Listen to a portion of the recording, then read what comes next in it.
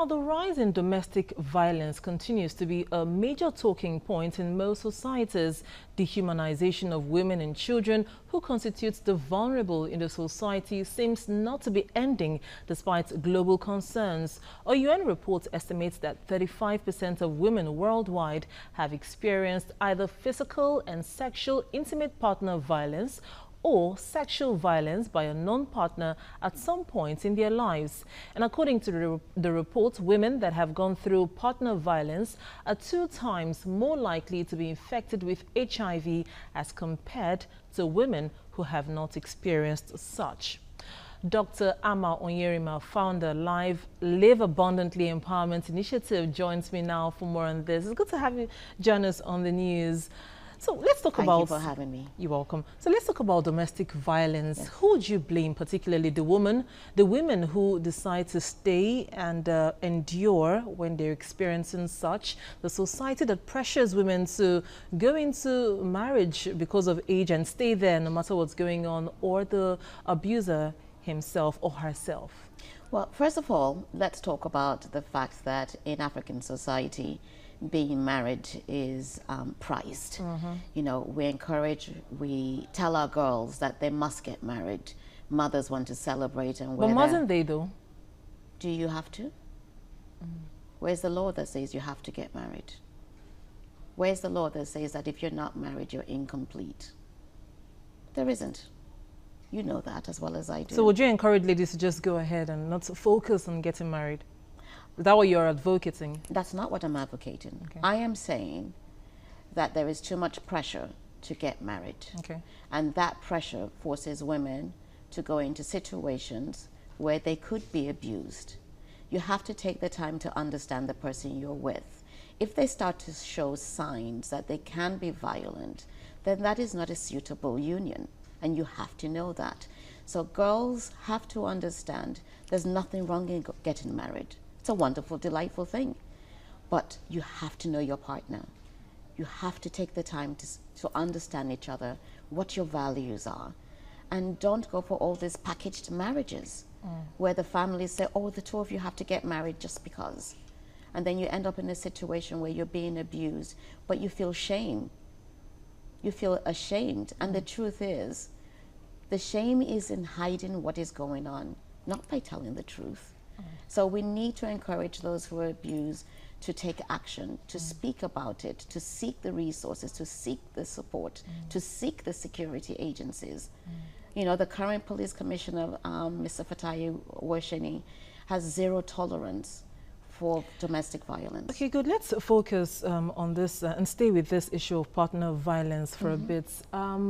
There's been the issue, or there's been calls now for mothers to train their boys more, because some mothers just believe in training girls, or believe only girls are to be trained, focusing little attention on the boys, especially when the dads are late. So what's your take on this? How should the society encourage even more mothers to know that, hey, train your girl child, but the boy child also needs to be trained to be a good man when he grows up?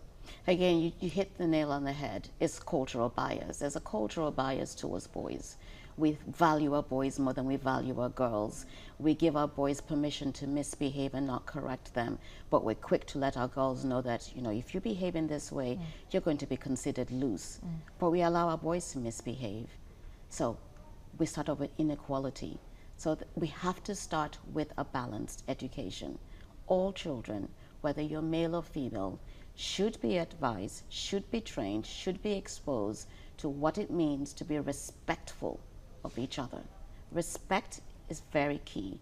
When a boy does not respect a mother, when a boy does not respect his sister, when a boy does not respect a girlfriend, chances are we're in for trouble. Okay, so how can we begin to advocate this more in the society? Perhaps groups like yours, how are you bringing about the awareness to mothers?